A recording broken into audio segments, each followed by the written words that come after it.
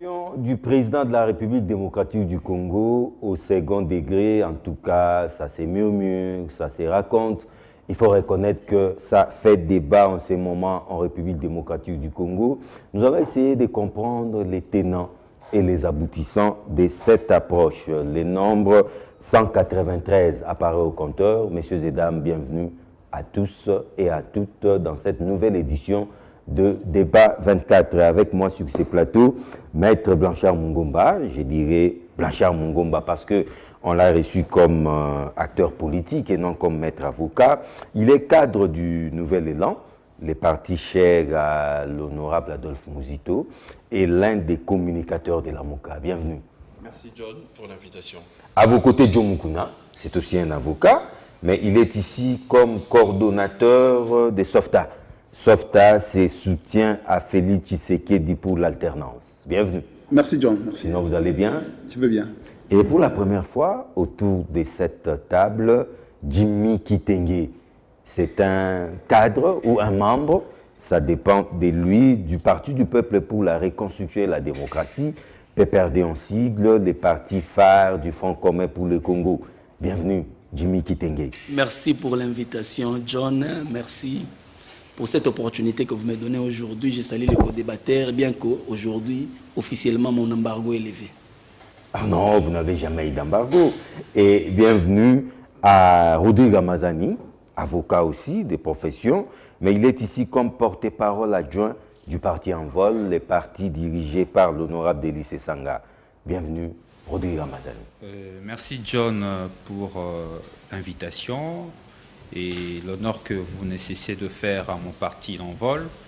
Et ici, je profite de l'occasion pour saluer le million de téléspectateurs, le million de compatriotes qui vont nous suivre ce soir, mais aussi les co-débatteurs ici sur ces plateaux.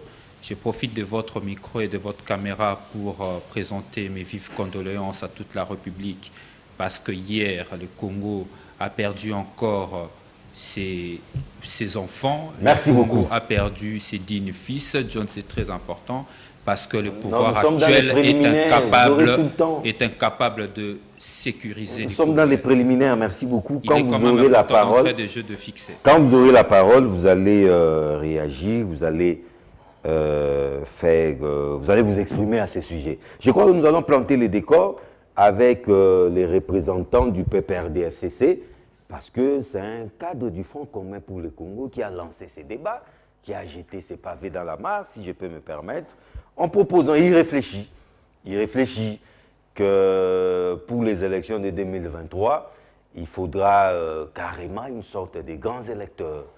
Le président de la République devra désormais être élu par les parlementaires. Alors, Jimmy Kitenge, au sein du PPRD, parce que c'est un cadre du PPRD aussi, vous épousez cette idée? Et si oui, quelles sont les motivations profondes qui vous ont poussé à aller encore pour la énième fois? Ça sera encore une réforme électorale. Nous sommes passés de 2 tours à un seul tour. Voici maintenant, nous allons quitter les degrés de scrutin universel direct pour un scrutin au second degré. Quelles sont les motivations profondes qui vous poussent à ça? D'abord, je voulais apporter une précision. C'est un député national qui est en train de réfléchir. Ouais, un député national estampillé PPRD. Évidemment, ce n'est pas la position officielle ni du PPRD, ni du FCC. Parce que le PPRD a un porte-parole, un porte-voix. S'il y a des réflexions comme ça, il va vous dire. Et évidemment, le FCC, jusqu'à preuve du contraire, c'est lui qui engage le FCC. La signature du FCC, c'est le professeur Némi Moulania. Peut-être c'est un ballon d'essai. Ce n'est pas un ballon d'essai. Il est en train de réfléchir. Nous avons beaucoup de députés, beaucoup de bords, que d'autres députés nous contredisent. Moïka Sanji part de réflexion. Mais personnellement, je dis ceci sur cette question. Si nous devrions parler du fond de la question, oui. On va se souvenir qu'en 2006, nous avons eu des élections, les premières élections d'ailleurs, dans notre pays. Ces élections ont été financées à 95% par la communauté internationale. Et pendant qu'on était en train de la communauté internationale était en train de financer ces élections, c'est la même communauté internationale qui payait nos militaires. C'est la même communauté internationale qui nos militaires sont payés par la communauté internationale. En son temps. J'ai bien dit en son temps. La même communauté internationale payait nos militaires, nos policiers, nos fonctionnaires, et c'est la communauté internationale qui patronnait les réformes de la police et de l'armée pendant cette période-là. Et les élections de 2 tours pendant cette période, nous ont coûté 1,1 milliard de dollars. 1,1 milliard de dollars, s'il vous plaît. Mais quand nous avons constaté que la communauté internationale s'est dédouanée de nos charges et que nous devrions nous-mêmes nous prendre en charge pour commencer à payer évidemment nos militaires, nos policiers, nous devrions inverser la tendance et nous devrions financer nous-mêmes nos élections. C'est comme ça que nous sommes passés de 2 tours à 1 tour parce qu'il y avait des problèmes sur le plan financier. Et nous avions en son temps un budget de 300 millions de dollars. Nous devrions payer chaque mois 50 millions de dollars pour atteindre des points d'achèvement. C'est comme ça que nous sommes partis de 2 tours à 1 tour pour réduire le coût des élections. Mais aujourd'hui, le président Félix Tshisekedi, que je respecte bien, est en train de gérer le pays. Il a souhaité lui-même, évidemment, quand il est passé au Parlement, au niveau du Congrès, il a souhaité revenir à 2 tours, les élections à 2 tours. Mais si aujourd'hui on lui posait la même question, honnêtement, devant sa conscience en tant que chef de l'État, avec tout ce qu'il a comme réalité, moi personnellement, je me dis qu'il va opter pour les élections à 1 tour. Pourquoi? Parce qu'aujourd'hui, évidemment, nous sommes déficitaires. Déjà, pour le problème de la gratuité de l'enseignement, nous sommes contraints de recourir aux bailleurs de fonds, parce que nous n'avons pas assez de moyens. Aujourd'hui, nous sommes en pleine récession, il y a des impayements partout. Aller aux élections à 2 tours, c'est peut-être ne pas avoir tous les éléments en place, ce n'est pas avoir toute la réalité de la République démocratique du Congo sur papier. C'est comme ça qu'on pourra peut-être parler des élections à 2 tours. Mais si seulement nous devons être réalistes, nous devons être concrets, nous devons plutôt opter pour les élections à 1 tour. Ça va nous aider à capitaliser de la Ouais, mais nous sommes déjà à 2 tours. Oui, évidemment, nous sommes à 2 tours. C'est comme si cela ne suffisait pas. On doit encore aller aux grands électeurs pour élire les présidents de la République. Il a réfléchi libre à lui. Oui. Moi, ce que je ne veux pas, c'est de l'intolérance de la part de certains de nos compatriotes congolais. Parce que nous avons tous suivi la réflexion de Sakata Minakou qui nous rattrape aujourd'hui avec cette histoire de l'interpellation de Martin Fayoulou. Évidemment, l'histoire de Minakou et de Sakata nous a rattrapés. Si seulement nous devions avoir cette loi, peut-être les magistrats du parquet n'allaient pas se comporter comme ils se sont comportés. Donc évidemment que moi, je pense qu'il a réfléchi. Si vous voulez le contredire, c'est argument contre argument. Oui. Évidemment, mais pas de l'intolérance comme on a vécu avec nos amis de l'UDPS qui, à chaque fois, ils sont déficitaires en termes de réflexion, mais à chaque fois, les autres émettent des réflexions et ils vont dans la rue pour casser et pour piller. Moi, je pense que s'il a fait ces réflexions que je n'épouse pas, moi, pas. Jusque-là, moi, je n'épouse pas parce qu'on ne m'a pas expliqué la teneur, le contenu, le fond de ces réformes. Et du moment où ce n'est pas une position officielle du parti, je n'ai pas épousé. Non, en tout cas, il dit que c'est pour réduire les contestations, parce qu'il y aura un nombre limité de votants. Et des deux, c'est pour des raisons financières. Ça va sensiblement réduire l'enveloppe électorale. Non, certainement qu'il a tous les éléments, certainement qu'il a réfléchi, il a mûri sa réflexion. Mais jusque-là, moi, je n'ai pas encore épousé cette position. J'aimerais aussi... Donc même au sein du PPRD, ça ne fait pas encore l'unanimité. Hein? Non, ce n'est pas question qu'il est venu avec cette proposition au sein du PPRD. S'il amène des propositions comme ça au sein du PPRD, ils vont en discuter au niveau du bureau politique. Et ils vont nous sortir les boches qu'il faut présenter, les boches qu'il faut défendre. Mais jusqu'à preuve du contraire, ce n'est pas une position officielle du PPRD. Mais s'il estime que c'est pour réduire le coût, moi j'aimerais bien que les présidents puissent être revêtus d'une certaine légitimité qui émane directement de la population du souverain primaire. Mais Jimmy Kitenge, avec les temps qui courent, venir ne serait-ce qu'avec une telle réflexion, ce n'est pas de la provocation, ça. Provocation, à moins qu'il y ait de l'intolérance comme nous avons vécu en République démocratique du Congo. Mais sinon, une réflexion scientifique n'est pas égale à une provocation. Mais pas en ce moment, parce que proposition de loi Minakou Sakata, nous savons ce que ça donnait. Ça donnait quoi? Ça donnait quoi? Les séquelles sont encore là. Vous savez, comme si cela ne suffisait pas, voilà encore un autre cadre du PPRD-FCC vient encore avec un autre ballon d'essai. Mais qu'est-ce que vous êtes en train de chercher? L'UDPS a des cadres, l'UDPS a des députés. La Mouka a des cadres, mais ils ne a viennent des pas députés. avec des idées comme ça. La Mouka a des cadres, a des députés. Et la Mouka, IDPS, CACH, UNC, tout le monde a des cadres et vous avez des députés. Mais quand vous n'avez pas de proposition, vous ne proposez rien. Vous êtes à la défensive. Vous attendez que les autres puissent proposer, que vous puissiez sortir dans la rue. Ça veut dire que vous êtes quelque part du déficitaire de la crème. Et surtout du côté de l'IDPS. Amenez-nous aussi des propositions. Kabouya et Kabunda, Seya, Chilumbo, ils sont députés nationaux comme Ngoïka Sanji est sénateur. Ils peuvent aussi apporter des propositions contraires à celles de Ngoïka Sanji. En tout cas, il fait son boulot. Évidemment, il est en train de faire, il est en train même de justifier l'argent qu'il perçoit à l'Assemblée nationale, contrairement à certains cas de l'UDPS ou de la Mouka et autres qui sont certainement dans des avions en train de voyager, mais il n'y a pas de proposition concrète. En tout cas, je prends Blanchard Mongomba de la Mouka. Vous avez suivi cette idée, vous suivez. On nous dit que c'est une réflexion d'un individu, d'un parlementaire. Mais pensez-vous qu'une telle réforme électorale peut aboutir pour 2023? D'abord, John, merci pour la parole. Je commencerai par présenter toutes mes excuses aux téléspectateurs, puisque vous sentez le son de ma voix, donc je suis un peu grippé. Vous avez un chat dans la gorge. Voilà, donc je serai obligé chaque fois de recourir à mon papier et tout ça, mouchoir, pour tousser un peu main. Pour revenir à votre question, je pense que j'aime bien Jimmy Kitenge, puisque il a quand même ses côtés rationnels. Lorsqu'il sent que les bateaux est en train de tanguer de leur côté, il n'hésite pas. Distances, hein? Non, en tout cas, il n'hésite pas pour prendre ses distances. Et ça, c'est une bonne chose. Je pense que dans peu de temps, il va devoir nous rejoindre. Et ça sera pour la bonne cause, puisque c'est un compatriote. Nous voulons... Vous rejoignez où? Dans la Mouka? Bien sûr, puisque c'est la Mouka aujourd'hui qui défend les intérêts de notre peuple. Ce n'est pas le FCC, moins encore le cash, qui aujourd'hui se retrouve en mariage contre nature avec ses amis du FCC qui ne font que endeuiller notre peuple.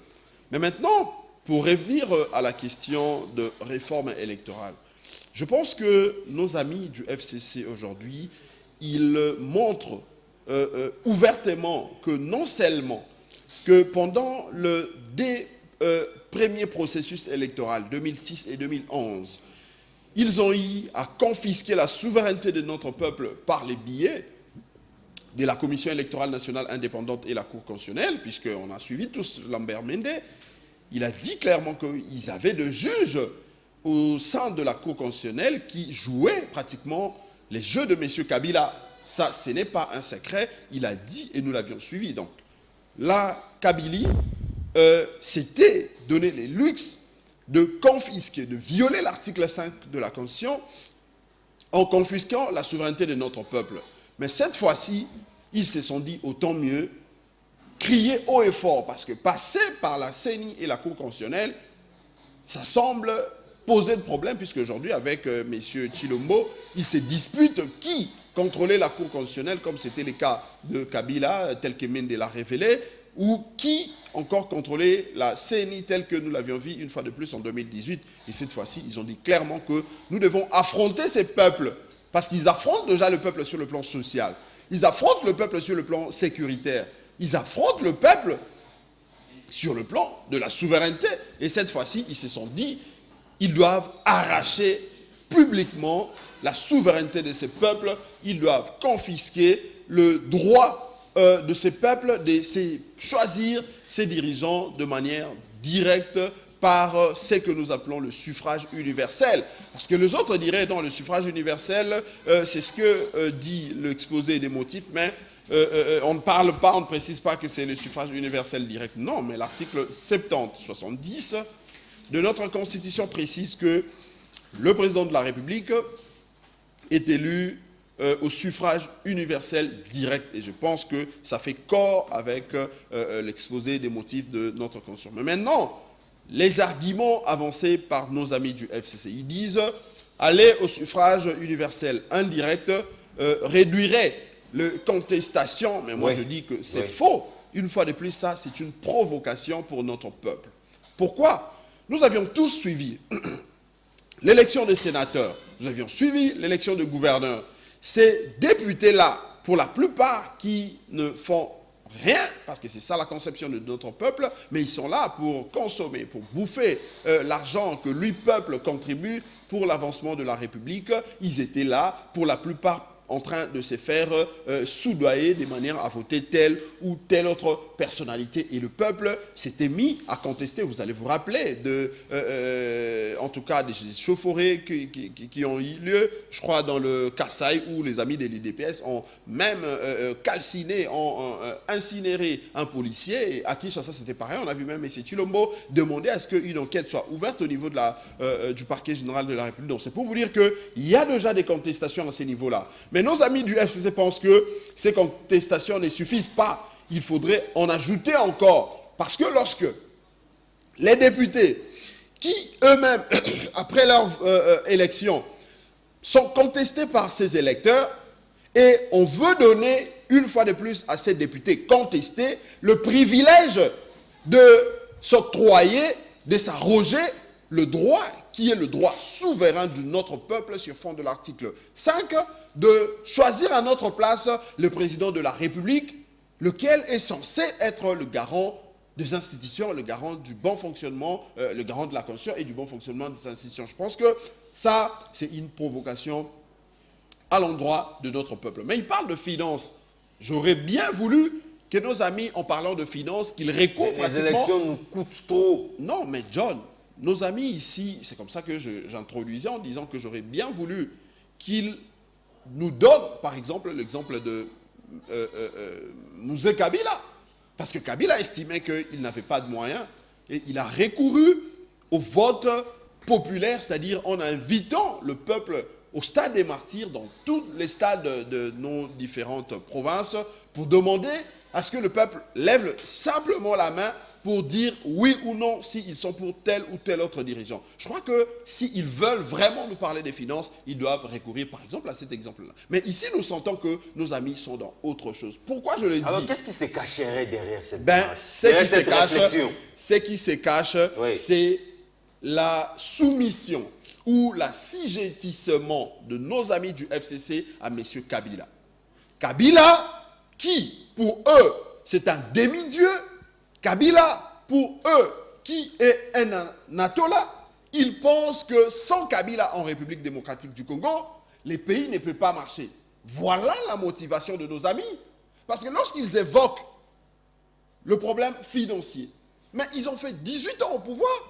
Je l'ai entendu dire que non, voilà, il y avait le service de la dette qu'on payait, et c'est comme ça que la communauté internationale prenait en charge cette charge de nous organiser, cette responsabilité de nous organiser, de financer nos élections. Non, c'est depuis 2010 que nous avions atteint le point d'achèvement avec l'annulation de près de, en tout cas, 80% de la dette extérieure publique. Les amis du FCC ne peuvent pas se cacher à ces services de la dette publique qui était pratiquement de 50 millions, qui s'est limité avant 2010. En 2011, ce n'était pas la communauté internationale qui était censée nous soutenir parce que le Congo était considéré comme un pays plus ou moins stable sur le plan économique, sur le plan financier, et qu'on pouvait, à partir de ce moment-là, espérer décoller parce qu'ici, il faut rappeler que nous avons une potentialité de plus de 6 000 milliards de dollars.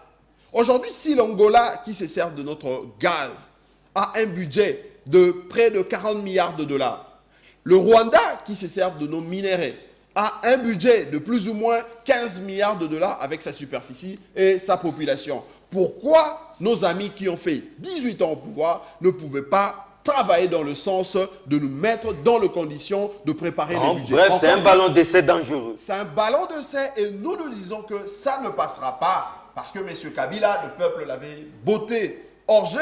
Le peuple avait estimé qu'il n'a rien fait. Heureusement que ce n'est qu'une réflexion. Ils sont libres, ça, oui, je dois leur on ne peut pas interdire aux gens de réfléchir. Effectivement, ils oui, ont le droit d'émettre leur point de vue, de réfléchir. Mais ici, puisque nous sommes politiques, on est politique, nous savons où ils veulent en venir, où est-ce qu'ils veulent nous amener. Et nous, en tant que leaders d'opinion, en tant que peuple congolais, nous disons, ça ne passera pas. Ça ne passera pas. S'ils veulent aller dans ces genres de réflexion, qu'ils aillent dans des auditoires, ils vont réfléchir avec les étudiants pour préparer les TFC et les mémoires, mais pas sur le terrain politique. Ça, nous n'accepterons pas. Nous disons qu'ils s'arrêtent avec ces genres de ballons d'essai. Rodrigue Ramazani, Est-ce toucher à ces mots de votation du président de la République, c'est toucher à une disposition constitutionnelle intangible? Merci beaucoup, John, pour la parole que vous m'accordez ce soir, d'autant plus que cette parole, à cet instant, est tellement précieuse. Il est question de défendre les intérêts supérieurs de la République. Alors, excusez-moi, je parlerai sans mettre mes gants. John, le 8 septembre dernier, le FCC s'est exprimé par le biais de ce cadre pour menacer la République. C'est une menace d'attentat à notre démocratie. Comment ça? Il s'est exprimé à titre individuel, non? Il n'est pas porté par le FCC. C'est un coup de canif que le FCC, une fois de plus, décide de porter à notre Constitution. John,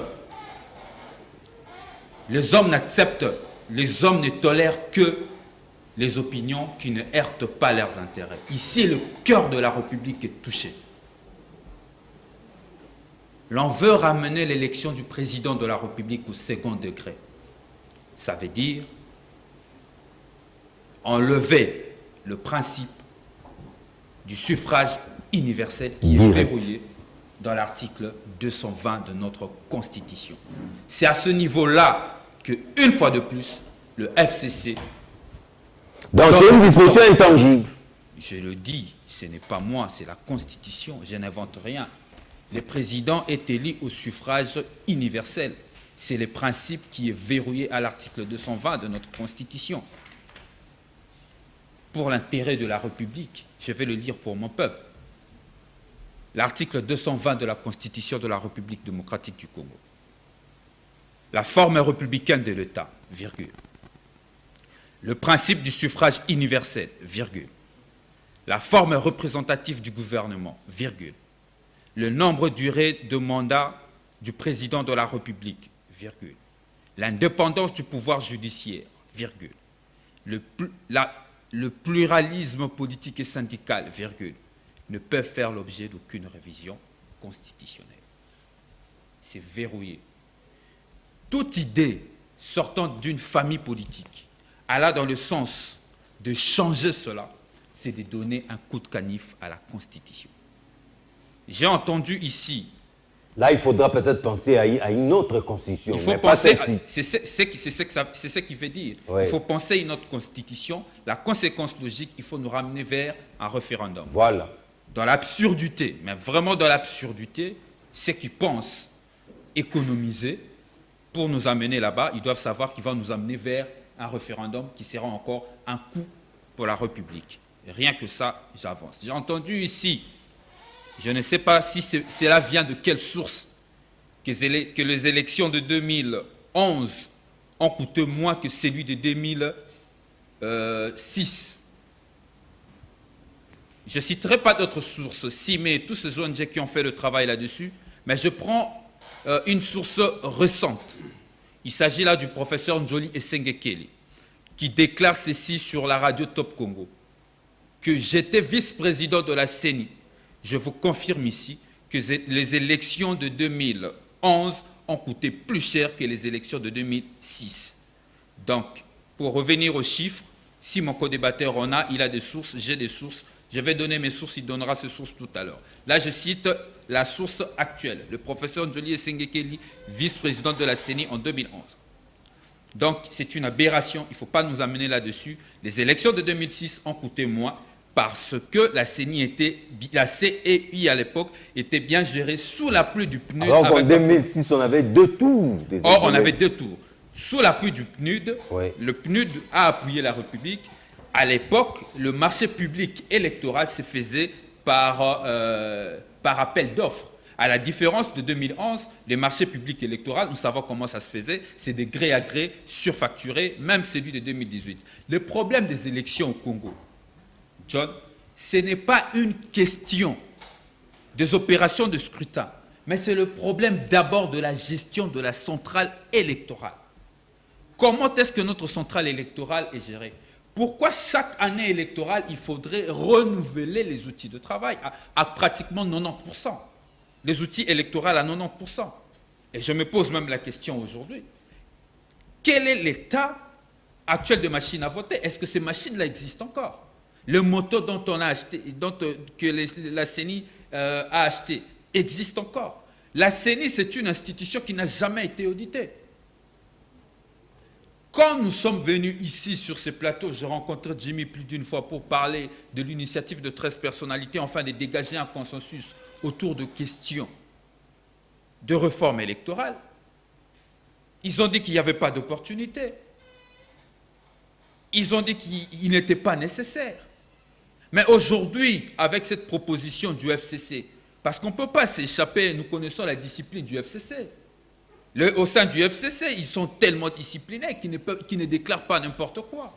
Cette déclaration a commencé, aujourd'hui ils ont rendu public. Mais moi, John, vous m'avez reçu plus d'une fois, je vous ai dit qu'au sein du FCC, ils réfléchissent comment faire pour que les élections présidentielles soient au second degré. Je l'ai révélé ici et aujourd'hui, ce cadre du FCC vient de matérialiser ça, c'est un premier pas une idée. C'est vers cette direction. Je rappelle encore ici, en 2015, pour arriver à subordonner l'organisation des élections au recensement, ça a commencé par un cadre du FCC qu'il a proposé dans le média, ça a créé débat et puis ça a été matérialisé par une loi. C'est un ballon d'essai.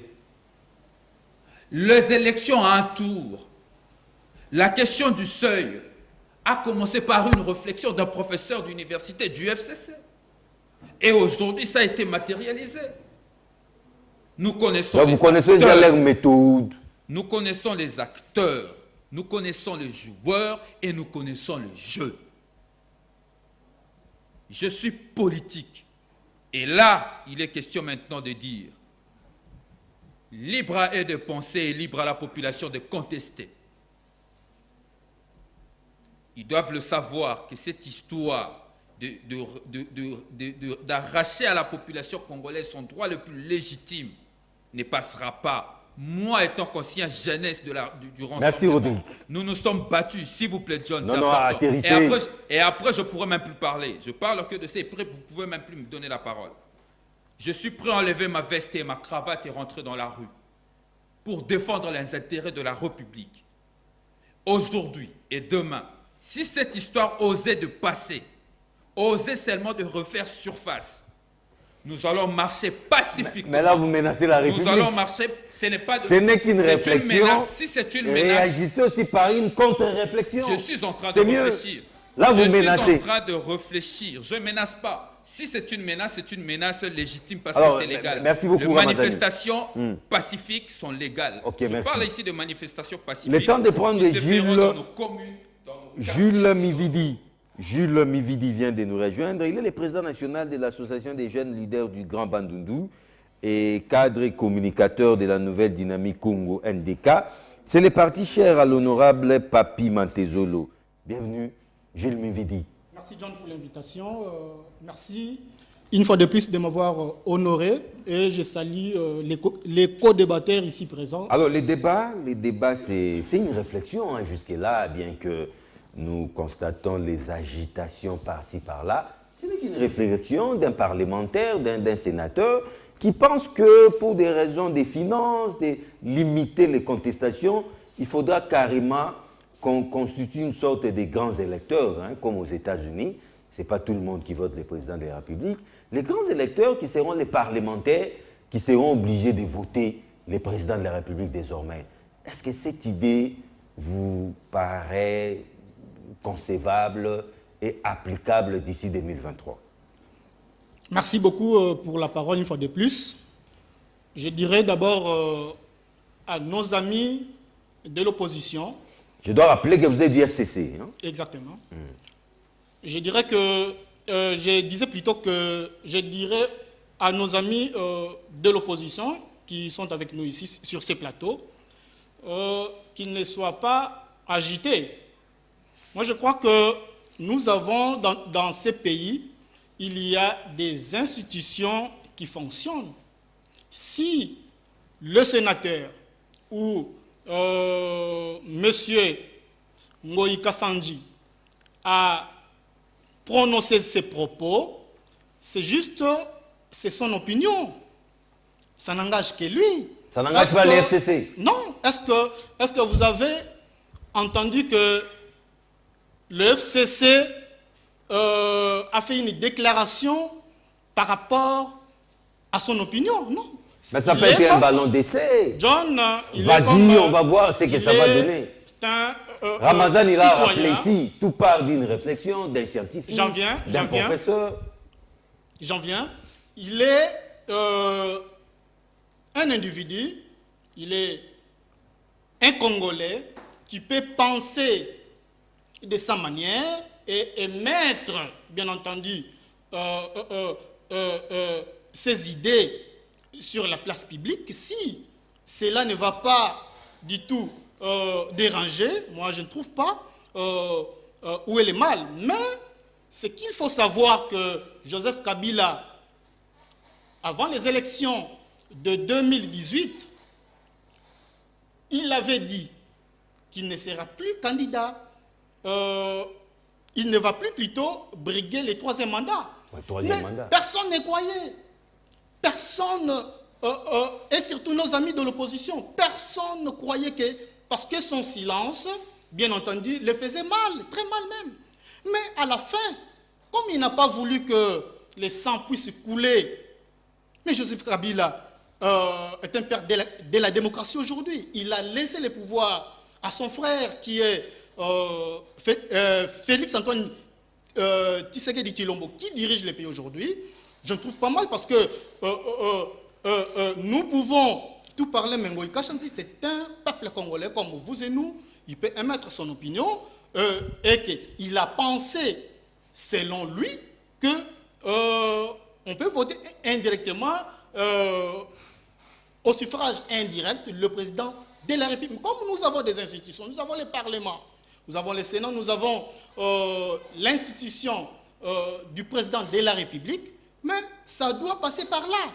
Que cela ne soit pas comme les lois Minaku et Sakata qui a fait de belles. Mais tout justement, oui. Les séquelles sont encore là. Voilà les PPRD qui revient encore à la charge.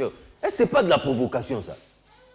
John, je ne crois pas. Je ne crois pas parce que vous pouvez penser, vous êtes un grand journaliste, je peux penser, nos collègues, nos co-débatteurs ici... Mais le moment aussi compte. Le moment aussi compte.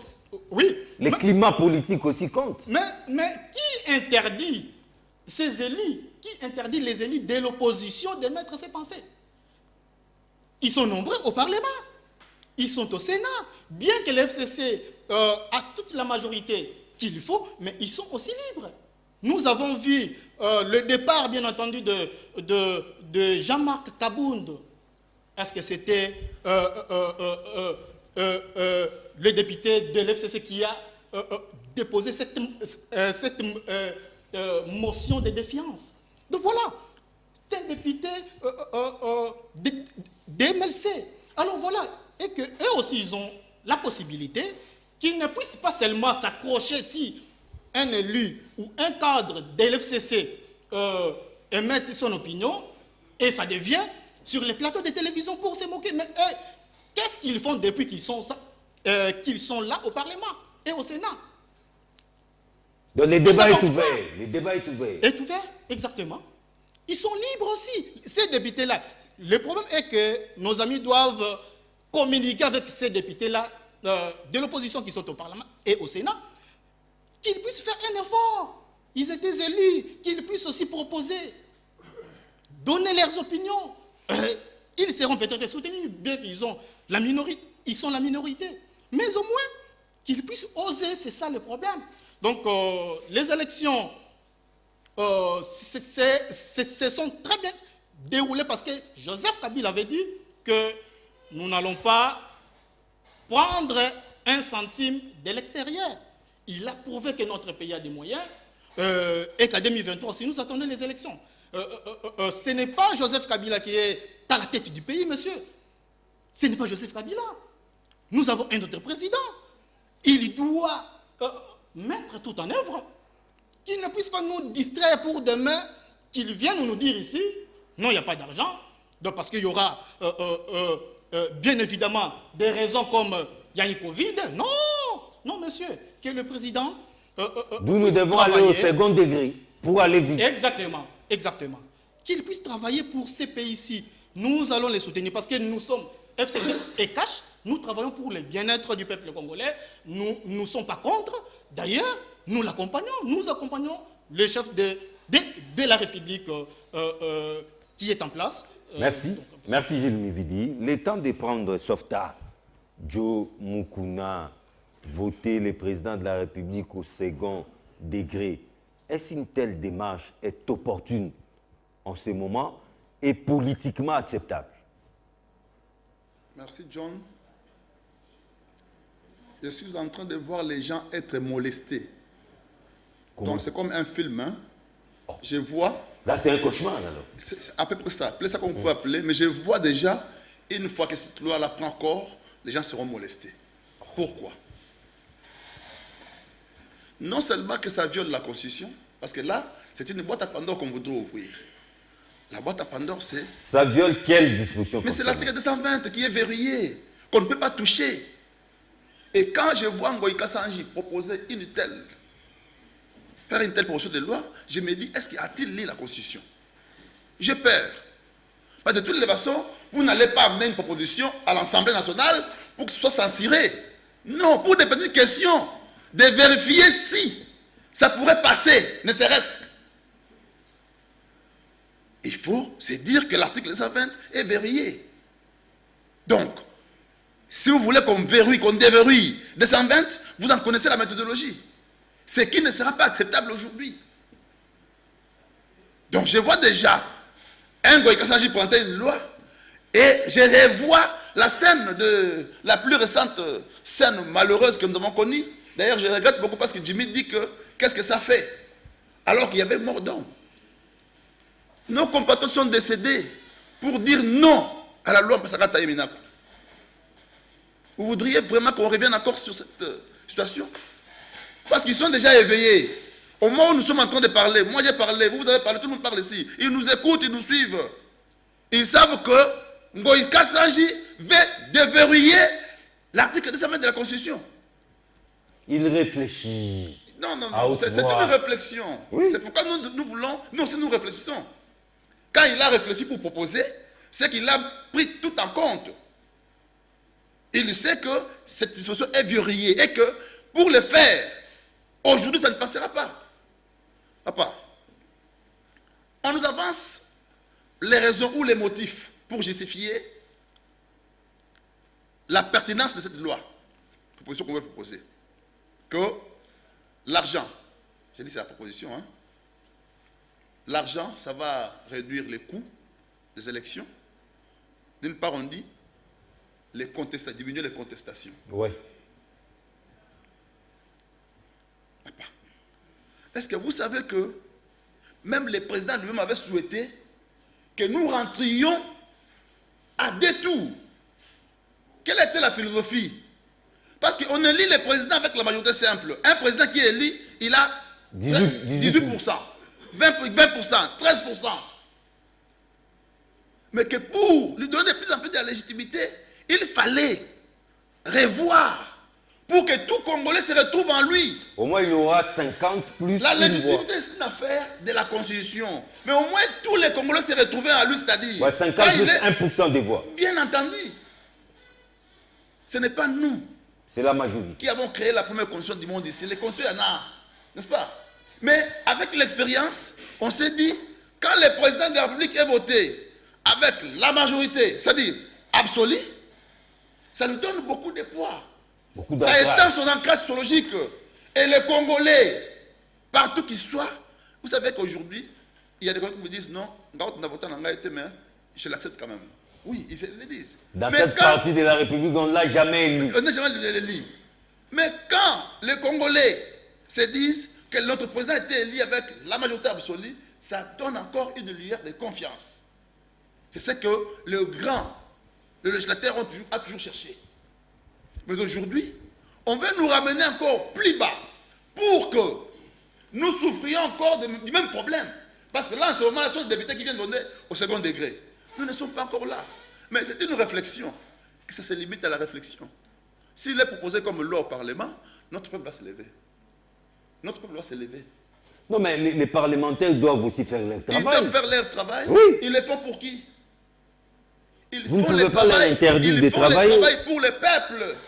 Vous savez que ça fait honte lorsque nous voyons les combattants, les partis politiques manifester pour demander à ce que la loi Minaku et Sakata soient retirée du bureau. Ça fait mal. Parce que les députés là représentent le peuple que nous sommes.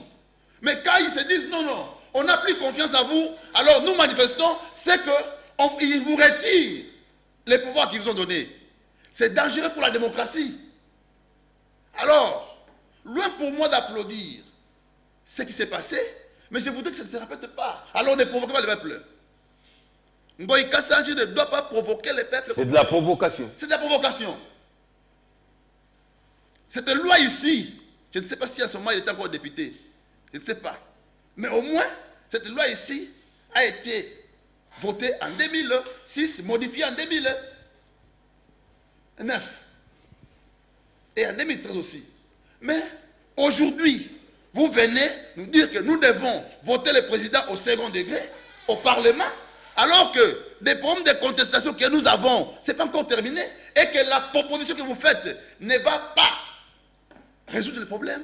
Je crois que c'est pour quel peuple congolais. Donc, je crois à ce stade que l'auteur de la proposition... Non, juste là, ce n'est même pas une proposition. L'auteur de la réflexion. Permettez qu'on aille vite parce que... Permettez qu'on appelle ça ainsi. L'auteur de la réflexion. Mais parlez même de propositions. Permettez qu'on appelle ça ainsi. Pourquoi? Parce que nous sommes stupéfaits dans un grand étonnement de voir que pendant que les gens sont en train de réfléchir sur les grandes questions de l'air, les gens meurent à l'Est. Ngoï Kassanji devait proposer pour dire président de la République.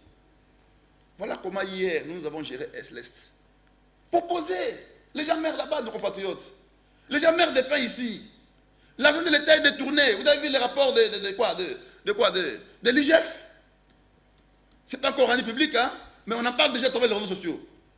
Vous avez vu ça, non? C'est une bombe. Une bombe. Mais alors, l'argent de l'État est en train de volatiliser dans la jour.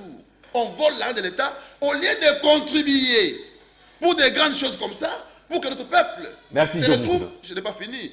Atterrissez. Respectez l'état d'antenne quand même. Atterrissez. Hein? Mais maintenant, là, les gens sont en train de réfléchir comment vous tuez la loi. Ça, pour quel motif? Pour se tirer la ficelle de son côté. Envie d'être toujours là au pouvoir. Non, notre peuple est devenu mature. Donc c'est la même majorité parlementaire qui doit élire les prochains présidents. D'abord, quand ils cherchent à faire ça, c'est qu'ils savent qu'ils vont se donner encore la majorité prochainement. Mais c'est l'histoire de Malonda. Qu'en est-il? Qu'est-ce qu'ils voulaient? Que Malonda soit là. Pour que demain, ils se donnent la majorité et en fin de compte, ils vont élire le président de la République. Donc, notre peuple est mieux formé. C'est pourquoi les gens ne comprennent pas la manière dont notre peuple se comporte aujourd'hui. Ils soutiennent Fachi. Tantôt, ils sont aussi dans l'opposition. Les gens ne comprennent pas. C'est parce que les personnes que nous avons chargées, qui sont nos députés, que nous avons envoyés au Parlement, font autre chose. Regardez, Martin Fayoulou, c'est un député national, non? Non, non, on va parler de lui. Il est député national. J'ai atterrissé là-bas. Non, il ne siège pas. Hein, il ne siège pas. Mais il a un suppléant. On est élu à 3. On n'est pas élu seul. Merci, il y a un député plus des suppléants. Je reviens à vous. Mais les questions de l'air sont pendantes plutôt. On n'en parle plus. On est dans les futilités. Je reviens à vous. Jimmy Kitenge du PPRD. Vous réagissez, mais en même temps, j'ai fait avancer les débats. Cette semaine qui vient de s'achever, tout est parti de la lecture ou de l'opinion du duo, du tandem Théodore Ngoï Martin Fayoulou, qui d'après eux pensent que le chef de l'État a carrément, intentionnellement violé la Constitution et qui doit être traduit en justice. On doit rapidement convoquer les congrès pour ce faire. Mais on a assisté à une vraie fausse interpellation, convocation au niveau du parquet. Quelle lecture vous faites de cet épisode? Merci pour la question. Évidemment que je vais y répondre, bien que Maître Blanchard est mieux placé sur cette question. Parce qu'il avait commencé avec il est porte-parole de l'honorable Martin Fayoulou. Bon, je suivis ici avec beaucoup d'attention mon ami qui est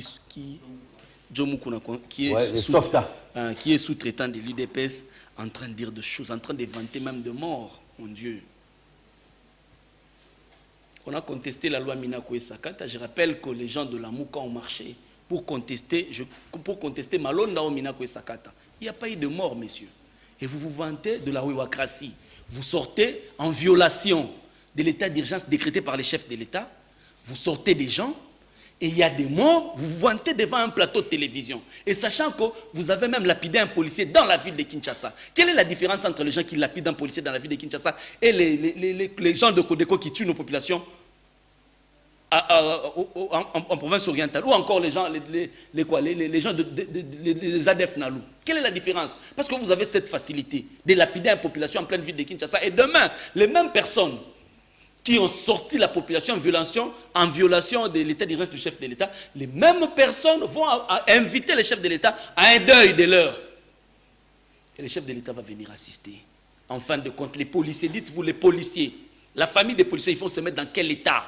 Et vous êtes dans un plateau de télévision avec beaucoup de légèreté, en train de vanter cette marche qui a violé l'état d'urgence du chef de l'État dont vous semblez soutenir. Entre vous et nous, qui est réellement l'ennemi du chef de l'État? Il me parle que Moïka Sanji, je rappelle encore que c'est juste une réflexion de Moïka Sanji qui n'engage ni le FCC ni le PPRD, libre à lui de penser, si Kabunda a aussi des réflexions qu'il nous en donne. Libre à lui de penser. Il est en train de parler de détournement. Moïka Sanji devait proposer des lois par rapport au détournement et autres. On est en train de détourner de l'argent de l'État, les rapports IGF. Écoutez, vous vivez dans quelle planète, messieurs? Vous êtes ici au Congo. Vous avez oublié qu'on a détourné de l'argent de l'État dans un programme qui ne tire pas sa substance de la Constitution. Et un programme qu'on a présenté ici à Limité à la ouéwacratie. Pendant qu'un vrai programme du gouvernement se présente au Parlement. Et l'IGF n'a jamais parlé de ça. Revenez sur terre, messieurs. Ce n'est pas vous, alors pas vous, de nous parler de détournement des deniers publics ici. Vital Kamerhe se retrouve en prison. Je vous rappelle que seul Vital Kamerhe ne pouvait pas se retrouver en prison pour cette question de 100 jours. Il devait être accompagné. Évidemment, le fait seulement qu'il y ait un contenu et un intitulé programme d'urgence de 100 jours du chef de l'État, ça veut dire qu'il y a un responsable qui porte ce programme. Et le président de la République n'est pas responsable devant la représentation nationale. Or, c'est l'argent du contribuable congolais qui est sorti. Et la représentation nationale va poser la question à qui? Et voilà qu'il est en train de nous vanter les détournements ici des deniers publics dans un plateau de télévision. C'est très grave, messieurs. Mon ami Blanchard Mungomba, il a parlé du bilan de Kabila de 18 ans. Il a oublié que Mouzito aussi était Premier ministre et budget Premier ministre pendant les 18 ans de Kabila. Donc quand vous parlez du bilan de Kabila de 18 ans, ne vous substituez pas de ce bilan. Moïka Sanji est en train de faire son travail de député. L'honorable Mouzito, un des meilleurs élus du Congo, devait aussi faire le même travail. Il devait siéger à Lingwala. Nous l'attendons à Lingwala. L'honorable Martin Fayoulou, que vous appelez dans votre jargon président élu, c'est un député national, notre élu de la Lukunga. Moi, j'habite la Lukunga. J'aurais souhaité voir un de nos élus à Lingwala en train de siéger, donner des propositions. Quand vous êtes dans des avions aux États-Unis, en train d'être confiné aux États-Unis, et qu'il y a l'autre qui réfléchit, et que vous voulez mettre ça sur le dos de Kabila. Kabila a quitté ce pays, Kabila a quitté ce pouvoir, ça fait une année et demie. Mais comment est-ce que dans vos débats, dans les plateaux de télévision, vous invitez toujours le nom de Kabila? Écoutez, ce nom-là, vous l'avez vendu pendant plusieurs années pour vous faire célèbre dans des plateaux de télévision. Mais aujourd'hui, la marchandise a été retirée du marché. Faites un effort de vous adapter par rapport au temps. Mon ami de l'envol. Ramazani. Ramazani, c'est normal pour lui. Tout ce qu'il y a comme réforme, vous les trouverez dans la rue. Hein? C'est normal pour Ramazani de contester. Ramazani tel qu'il est là. Son parti est un parti mallette. Il ne peut pas accepter qu'on ait des réformes dans le sens du seuil. Les partis en vol. C'est un parti mallette. Ça fait plus de 5 ans que le parti en vol existe évidemment avec le moyen de Moïse Katumbi, mais qui n'a pas d'ancrage au niveau de la base. Qui n'a pas d'ancrage au niveau de la base. Dites à Ramazani qui est sur le plateau, ils sont dans des plateaux de télévision, c'est la reine politique pour eux. Mais l'ancrage au niveau de la base, ils n'en ont pas. Posez la question à Ramazani ici. La dernière activité de ce parti remonte à quand? C'est un parti mallette. Le seuil, c'est un obstacle pour eux. C'est un obstacle pour eux. Ils ne vont jamais atteindre le seuil. Parce que c'est un parti qui n'existe que dans la conception de l'élite Sanga. Voilà qu'il est en train de chercher le pouvoir par de conciliables. Il est en train de chercher le pouvoir par le conciliabile. Ils sont en train de prôner les élections. Mais en réalité, ils ne sont pas prêts pour les élections. Alors la vraie fausse interpellation de Théodore Ngoye Fayoulou. Il était normal pour moi de balayer quelques informations ici sur le Ouais, plateau c'est fait. coloné. Mais l'histoire de Fayoulou, encore, je reviens encore à la loi Minakou Sakata. Comment est-ce que toute une justice d'un pays peut avoir peur d'une personne? On a eu peur. Une justice, écoutez, mon frère. Théodore Ngoye a accusé réception de ce document. Non, les parquets ne reconnaissent pas ces Est-ce documents. que si le parquet ne reconnaît pas, c'est par l'entremise du commissaire provincial? Est-ce que le commissaire provincial, c'est lui le porte-parole C'est un du parquet? document qui a circulé dans les Non. réseaux sociaux. Ce document a circulé pendant plus de 4 jours. Pourquoi avoir attendu pourquoi à quelques heures seulement de l'avènement de Donc Fayoulou? Fayoulou fait peur. Mais écoutez, ça c'est la deuxième fois qu'on convoque Fayoulou et l'initiative est avortée. En fait, il y a des hommes zélés autour du chef qui pensent que pour plaire au chef, il faudrait prendre des initiatives comme ça. S'il y a quelqu'un qu'on a traîné dans la boue dans ce pays, c'est Joseph Kabila. Il y a des vidéos du feu président Etienne Tshisekedi qui traite le président Kabila de Rwandais sans pour autant qu'il soit interpellé pour outrage. Ah, lui aussi faisait peur alors. Même le président, non, en fait c'est la grandeur d'âme et d'esprit de l'homme. Ah, mais ça peut aussi être la grandeur d'âme et d'esprit de l'actuel régime aussi. Écoutez, À l'endroit des Fayoulou. soyons honnêtes, je dis bien, indépendamment de toute la bonne foi du président Tshisekedi, il y a des hommes zélés autour de lui qui pensent qu'en en interpellant des gens comme ça, en arrêtant des gens comme ça, on satisfait le boss. Vous vous souviendrez de l'arrestation d'Henri Magie. C'est un enlèvement. On l'a enlevé comme ça. Quelqu'un qui sort d'une épicerie ici sur 24, on l'enlève et puis demain il se retrouve à Makala. Ça, ce sont des gens zélés qui pensent qu'ils sont en train de plaire Merci, au chef. Jimmy. Mais Oui. en réalité, la justice nous a prouvé ses limites. C'est pourquoi nous devrions revenir sur la proposition Minakou et Sakata. Parce que le Conseil supérieur de la magistrature est une confrérie. Dites-moi, chez vous, le CESAC ou l'INPC comme ça, sanctionne de journalistes quand vous outrepassez vos limites. Mais dites-moi quel est ce magistrat qu'on a déjà sanctionné depuis que cette histoire du C'est Conseil le Conseil supérieur de la magistrature. Dites-moi quel est ce magistrat qui a déjà été sanctionné. L'État congolais, c'est l'État propriétaire de la nation. C'est l'État qui donne le moyen à cette justice. C'est l'argent du contribuable congolais qui fait fonctionner cette justice. Le bâtiment, la logistique, les véhicules et autres, c'est l'État congolais. Comment voulez-vous qu'un pays où l'État vous donne tout, mais l'État et les arrêts de justice sont rendus au nom de ce peuple et appliqués au nom du chef de l'État, et vous ne voulez pas que l'État propriétaire puisse avoir un œil regardant sur ce que la justice est en train de faire. Ça, c'est un aveu de faiblesse. Vous êtes de la Mouka. Laissez-moi finir juste le propos. Ça, c'est un aveu de faiblesse d'une justice défaillante et d'un concept état de droit, un concept vide de contenu, un concept qui n'est qu'un chapelet de bonnes intentions, mais en réalité vide de contenu et cru. Blanchard Mungomba, vous qui êtes de la Mouka, la semaine qui s'achève, on a vu des convocations, des invitations, des interpellations dans les réseaux sociaux.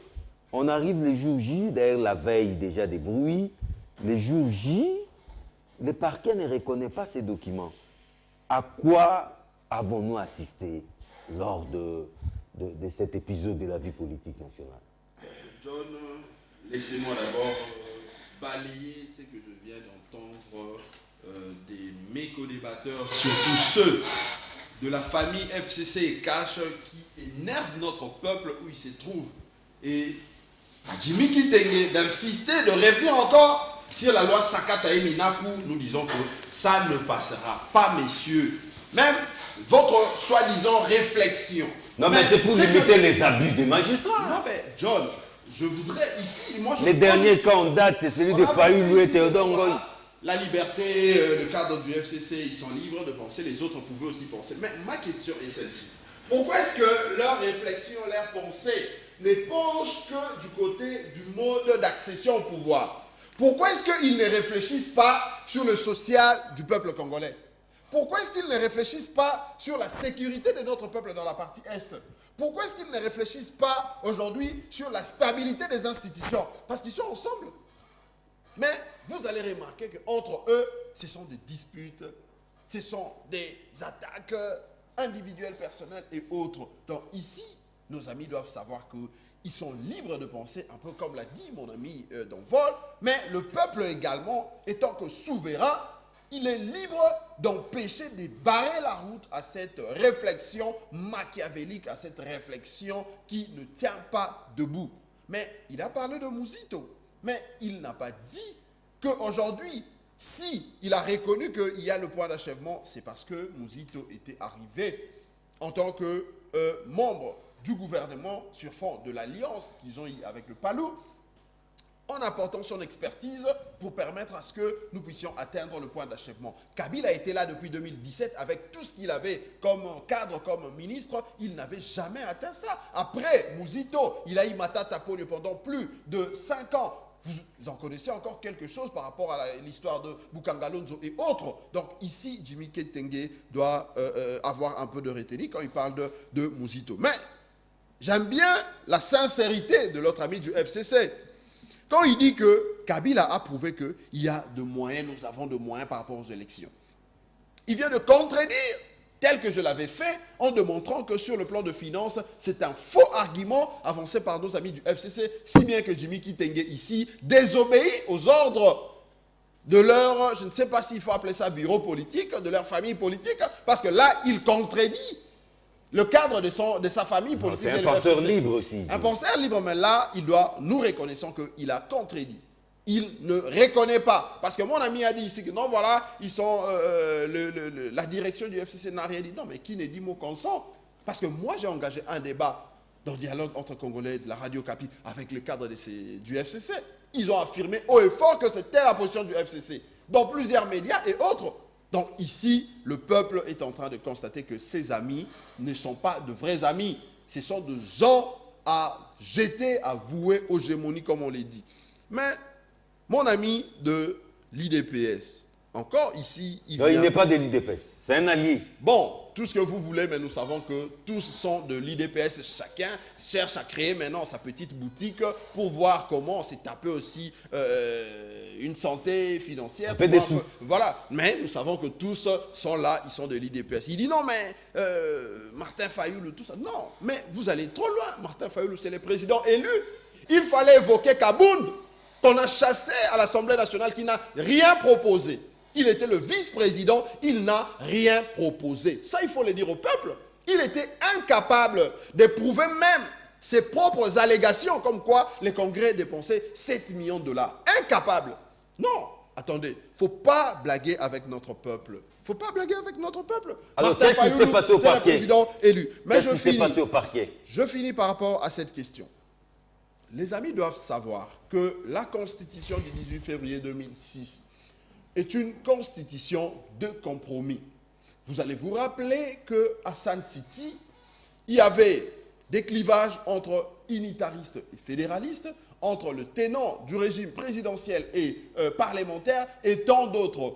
Après 1001 discussions, nous nous sommes mis d'accord. Ici, je parle de la classe politique, la société civile, les représentants qui étaient à Sun City pour nous pondre, pour nous produire finalement le projet de constitution qui est aujourd'hui constitution. Donc, si nos amis du FCC pensent qu'ils doivent violer la constitution en touchant non seulement à l'article 222, mais à l'esprit de cette constitution, parce que l'article 70, j'insiste, parle de l'élection au suffrage universel direct. Et ça fait corps avec l'esprit de la disposition telle que l'article 222 le dit, que le suffrage universel ne peut pas être bougé. Donc ici, c'est une condition de compromis. Et s'il faut aller dans le sens de vouloir bouger quelque chose, il ne faut pas se reposer à Kingakati. Vous regardez M. Kabila, vous dites, bon, nous allons lui faire plaisir, nous allons passer à la télé, aux médias pour dire que non, voilà, il va se faire élire par 500 personnalités.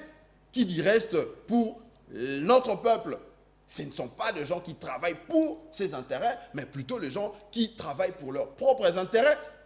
Nous disons que ça ne passera pas. Il parle de la Mouka, mais la Mouka, nous avions fait, et jusqu'à aujourd'hui, nous continuons à défendre ce que nous appelons le plan de réforme, le plan de sortie des crises. Et dans le plan de sortie des crises, parce que la crise ici, c'est quoi? C'est ces institutions-là où Jimmy se retrouve majoritaire et son allié, le cash, dit que c'est une majorité artificielle. Il pense que nous devons aller là-bas, où Mabunda a pris plusieurs rapports de la CENI et autres. Il s'est assis sur ça, sans que nous puissions connaître la vraie vérité si la CENI a dépensé combien. En quelques minutes, il pense que nous allons parquet? nous lancer dans cette assemblée-là pour aller réfléchir. Nous n'allons pas réfléchir là-bas. Oui. Nous pensons que nous devons aller par consensus, réfléchir pour voir lesquelles réformes sont nécessaires pour aider justement... En tout cas, en une phrase, hein, qu'est-ce qui s'est passé au soit parquet? bénéficiaire des élections à venir. Mais maintenant, pour parler du parquet, je confirme ici, John, qu'il y a eu effectivement plainte et il y a eu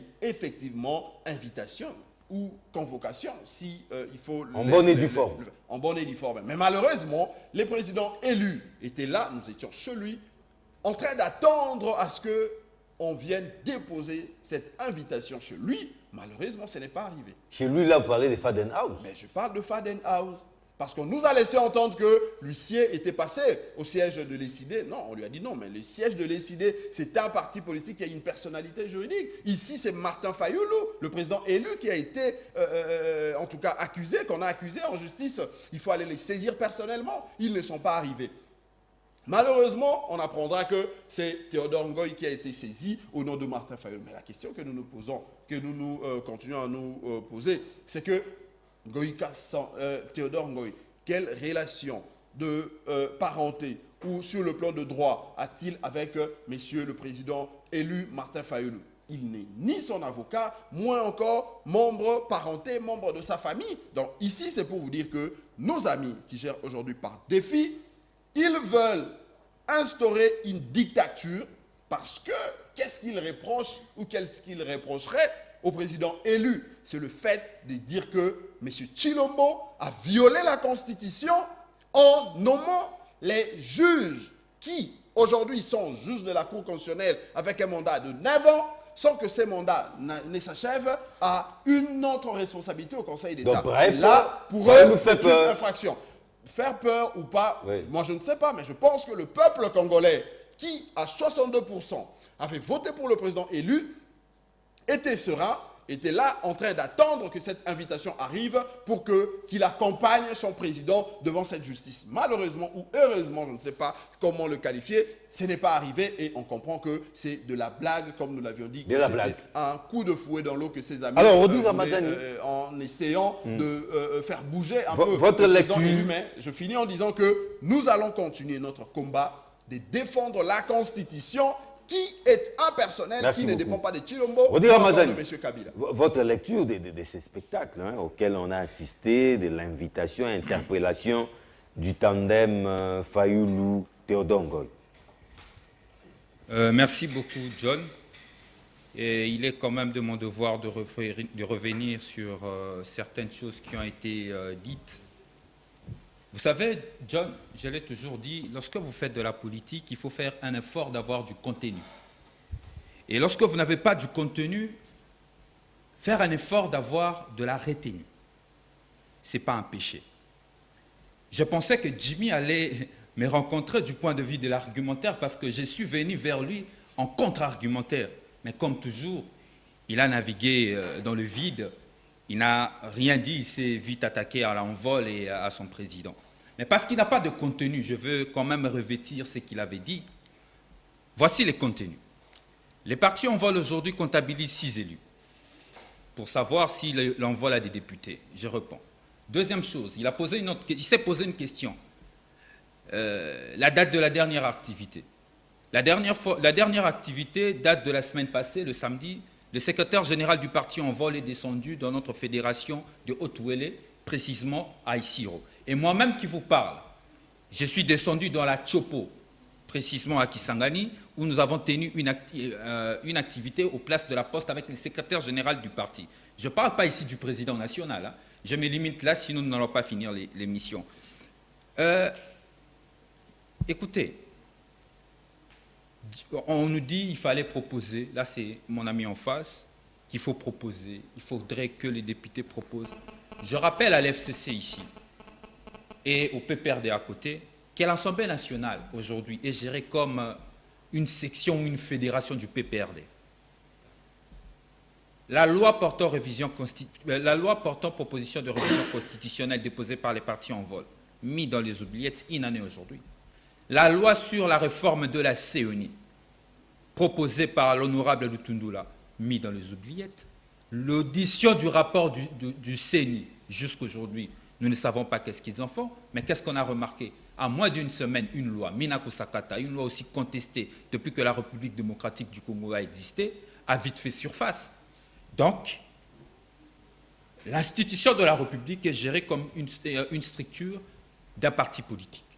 Nous proposons. Mais le problème est que ceux qui gèrent les institutions n'ont pas l'esprit républicain. Ce n'est pas de notre faute. Revenons à l'essentiel. Parquet. Je suis de ceux qui, lorsque le président Martin Fayoulou a fait cette déclaration de la mise en accusation, du déchéance ou de la mise en accusation du président de la République, je suis de ceux qui n'étaient pas d'accord avec lui. Parce que moi, j'estime aujourd'hui, au nom de la responsabilité que j'ai en tant qu'acteur politique, le pays actuellement a plus besoin de la stabilité. Et je crois, en homme de droit, que toute violation constitutionnelle ne doit pas nécessairement mettre en mouvement l'action publique. Toute violation constitutionnelle par le président de la République ne doit pas nécessairement Elle doit être intentionnelle. mettre en mouvement l'action publique. S'il faut entrer dans le détail, nous irons dans le détail. Je reste dans le principe. Et au nom de cela, lorsqu'on est de ce carrure-là en tant que personnalité politique, je crois qu'amener la République vers cette démarche qui risquerait d'apporter de l'instabilité, je ne peux pas soutenir cela. Maintenant, de l'autre côté, revenons dans l'affaire de convocation. Dans cette affaire de convocation aussi, je ne suis pas du tout satisfait de la manière dont nos amis de la majorité aujourd'hui conduisent la politique de l'État. La justice est désacralisée. Vous savez, il devient de plus en plus difficile pour nous, pour tous les citoyens, de répondre à une invitation du parquet. Parce que nous sommes dans une forme d'état de droit sexy, d'état de droit séduction, d'état de droit séducteur qui doit plaire. Or, la justice, c'est cet appareil ou encore c'est cette institution de la République qui doit fonctionner pour améliorer le vécu quotidien de notre peuple. Parce que c'est sur la justice que se repose le socle même du développement d'un État. Mais ici, malheureusement, vous allez remarquer avec moi que nous avons de plus en plus de tapage. On convoque, d'abord, on ne sait même plus, les praticiens, je ne sais plus, ils sauront le dire, comment s'est fait exactement la procédure de flagrance. Parce qu'on ne sait pas, on a vu Jean-Jacques Mamba être arrêté sous flagrance, on a vu l'ancien ministre de Justice être arrêté. Excusez-moi, je n'aime pas trop citer les noms, là c'est plus Jimmy qui aime bien parler de l'honorable Sessanga. Moi, je préfère parler de qualité de personne. J'ai vu un ministre être arrêté en pleine fonction sous estampillé flagrance. Je vois aujourd'hui une convocation qui arrive reçue par un praticien. Je ne parle pas de lui étant que politique, je parle de lui étant qu'avocat, maître Théodore Ngoï. Il connaît les huissiers de justice du parquet près la cour d'appel de Kinshasa-Gombe. Il connaît les huissiers parce que c'est un praticien. Lorsqu'il vous dit que ces actes étaient authentiques, et ce qui est encore plus étonnant dans le cadre de cet état de droit séducteur ou encore de cet état de droit sexy, est que vous allez remarquer qui donne l'information contraire du parquet, c'est l'inspecteur provincial de la ville de Kinshasa, qui dit non, ces actes de procédure émis ne sont pas authentiques. Alors que les avocats du président Martin Fayoulou sont allés au parquet, au sortir de ce parquet, je parle souvent de faits, je ne parle pas de choses qui sortent de ma tête comme certains. En sortant de là, je les ai écoutés dire que le parquet a annulé de poursuite. Ça veut dire que ces deux actes-là étaient vrais. Mais cette façon d'instrumentaliser... C'était une justice tapageuse. Non, c'est un combat en réalité entre le FCC et les CACH dans l'instrumentalisation de la justice. Tous, ils veulent instrumentaliser la justice et les conséquences sont désastreuses. Aujourd'hui, notre justice est en train de perdre son honneur, sa fierté, ou encore la crainte qu'il doit mettre dans la société. En tout cas, nous avons tous suivi. Hein. Ils étaient convoqués au niveau du parquet. On arrive les jours J, un moment de flottement, et après plus rien. Comment est-ce que vous avez interprété ces scénarios? Merci John. Permettez-moi de faire un petit rétropédalage, parce que je viens d'entendre des choses graves sur ces plateaux. D'abord, je voudrais répondre à mon co-débatteur qui est en face que Rodrigue, Ramazani. merci beaucoup, qu'une loi, avant la loi soit acceptée à la plénière, la proposition de cette loi doit d'abord, John, passer par le bureau de la présidente actuelle, parce qu'elle est une dame. C'est par là, son bureau va d'abord étudier cette loi, si elle pouvait passer. Deuxièmement, nous avons une commission PAJ, politique, administration et juridique, qui statue sur les propositions ou la proposition d'une loi à l'Assemblée avant qu'elle soit mise à la plénière. Mais je voudrais aussi recadrer mon co-débatteur en face, j'ignore les noms. Blanchard Mungomba. Merci Blanchard, merci John, c'est Blanchard, il dit que nous sommes venus faire, soit nous sommes venus faire pleurer à Joseph Kabila Kabange. Non, non, chacun de nous ici a sa couleur. Mais nous sommes venus défendre. Nous ne sommes pas venus faire les cultes des personnalités. Mais nous défendons la matière. Nous défendons plutôt l'idéologie. Nous défendons l'idéologie. En allant rapidement sur les dossiers de Moussitou et non, c'est Fayoulou et Théodongo. Voilà, plutôt. Fayoulou et Théodore, d'abord, il y a un problème de Fayoulou a fait les mesures de précaution. C'est-à-dire? C'est-à-dire que John, même en politique, même les rumeurs, nous devons les gérer.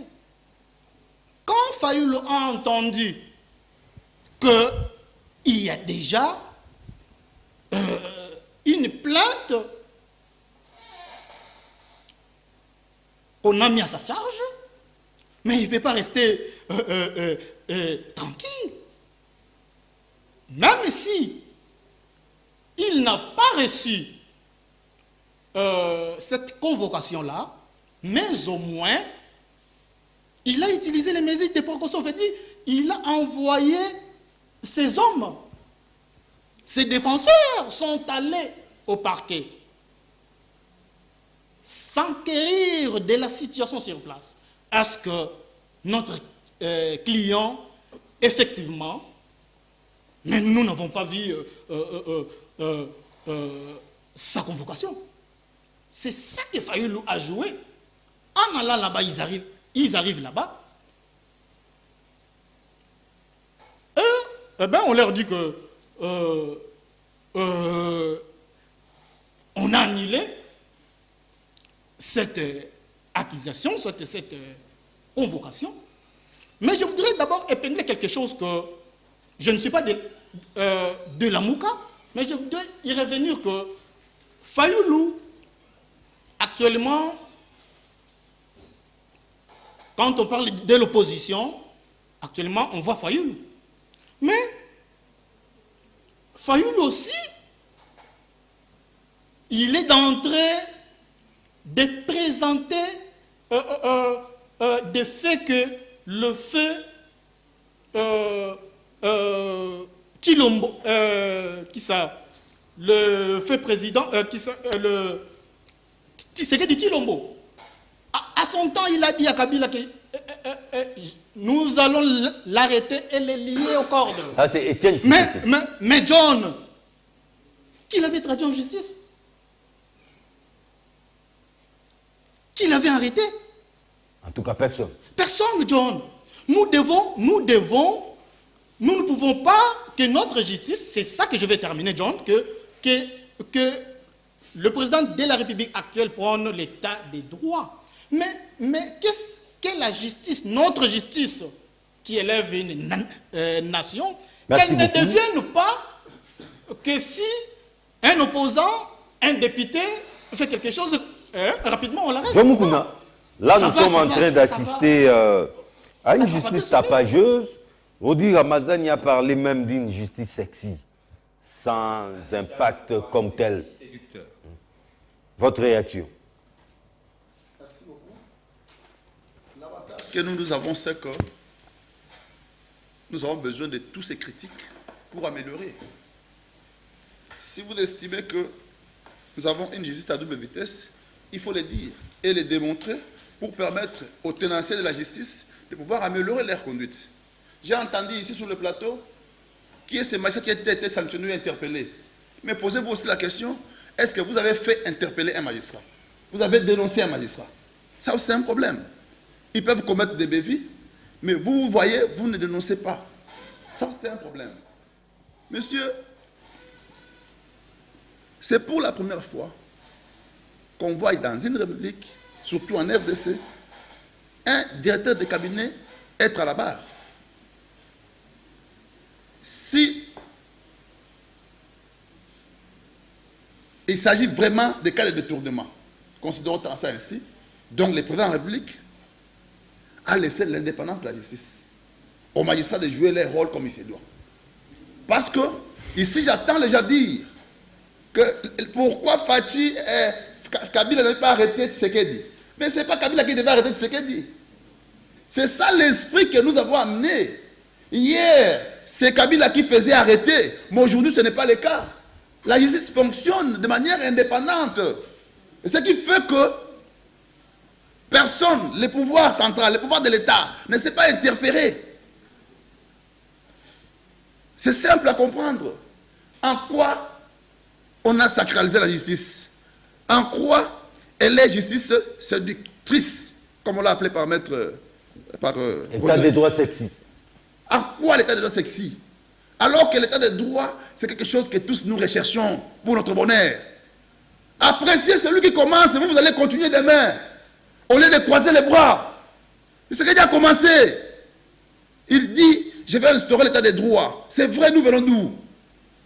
Nous venons de quelque part où il n'y avait pas l'état des droits, dans la jungle. Mais est-ce que vous pensez que nous allons nous en sortir facilement comme ça, sans qu'il y ait bévie? Il y en aura toujours. Mais vous, soutenez le chef de l'État. Soutenez ce qu'il fait là pour que le Congo avance. Ne croyez pas un seul instant que ce qu'il est en train de faire, il le fait pour lui. Non. D'abord, vous êtes encore trop jeune. Dans ce plateau, nous sommes tous jeunes. Félix est loin de nous, il est plus âgé. Il doit avoir 56 ans aujourd'hui. Donc si on peut parler en termes d'espérance de vie, il n'a que 10 ans qui lui reste. Mais Maître Blanger en a encore 20. Moi j'en ai encore 20. Comme mon frère à côté, Jimmy et Rodrigue, nous en avons encore beaucoup. Nous devons capitaliser les bonnes choses pour la nation. Au lieu de commencer à critiquer la justice à double vitesse avec les mots bien et beaux à prononcer. Mais alors que, en réalité, vous ne dénoncez pas. Vous avez été torpillé, vous avez été menacé, vous avez été victime d'injustice par un magistrat. Mais est-ce qu'avez-vous dénoncé? Vous ne dénoncez pas. Mais lorsque quelqu'un d'autre dénonce, vous commencez à les menacer. Vous commencez à critiquer. Je crois que ce n'est pas comme ça qu'on doit faire avancer la nation. Tu sais qu'il a commencé, il avait dit, la gratuité d'enseignement, c'est difficile. Mais moi, je commence. Aujourd'hui, nos parents, nous sommes parents. J'ai, cette année, des enfants en sciences de l'humanité, ils ont présenté. Mais je n'ai rien payé. La gratuité. Vous voulez vraiment me dire que c'est qu'il a mal fait pour avoir commencé? Il a commencé. Alors, la justice aussi, il a commencé à rendre cet appareil aux tenanciers, à leur donner l'indépendance pour faire le travail. Donc, mais la justice a eu peur des Fayoulou cette semaine. c'est là que je voudrais répondre. Je ne sais pas. Nous sommes des légalistes. Quand nous passons au plateau de la télévision, il faut toujours dire des choses vérifiables et vraies. Tous sont des suppositions. D'ailleurs, Fayoulou n'a pas reçu l'invitation. Et le parquet n'a pas dit que moi j'avais envoyé l'invitation. Le débat est terminé. Mais les invitations qui se sont retrouvées chez Théodore Ngoï venaient La question vous posez à qui? Théodore, c'est un avocat. S'il estime que ces invitations-là provenaient du parquet, il doit aller vérifier au parquet et nous donner les rapports. Puisqu'il ne l'a pas fait, puisque lui-même victime, soi-disant, n'a pas fait. Vous me demandez à Djomou de vous dire d'où viendraient les invitations, mais seulement, la mauvaise foi, il y en a où? Il y en a où? Parce qu'on cherche le diable partout où il est. La justice qui devait émettre les invitations ne les a pas émises, mais vous vous accrochez pour dire que c'est la justice qui a envoyé. C'est là que je voudrais expliquer à notre secrétaire, tout en répondant à mon confrère qui avait demandé la procédure. Quand est-ce que l'action publique est mise en mouvement? Mise en branle. Lorsqu'il y a une plainte qui est déposée contre X, le procureur qui reçoit la plainte apprécie l'opportunité de mettre en mouvement ou de rejeter. De l'opportunité de poursuivre. Il est au parquet. Lui poursuit les faits infractionnels. On lui envoie, on lui dépose une plainte, mais la nature des faits relayés donne lieu à un fait civil. Le procureur va faire quoi? Peut-être classé sans suite. Hein. Bien entendu. Donc, s'il faut aller à l'hypothèse où... Merci beaucoup. J'en arrive. Je respecte toujours le temps d'antenne. Oui, atterrissez, s'il vous plaît. S'il faut aller dans l'hypothèse où... Dans l'hypothèse où le parquet était réellement saisi, mais puisqu'il n'a pas encore émis l'invitation, c'est que l'action n'a pas encore été mise en mouvement. Peut-être que ça viendra avec le temps. Ah, ça viendra avec le temps. Venir avec le temps. En tout mais cas, pour merci. Martin Fayoulou, il est congolais, il est libre de se faire accompagner des militants. Merci beaucoup, merci. Au parquet pour l'accompagner. Ce sont des politiciens. Les politiciens se comportent comme ça. Merci Mais beaucoup. attention.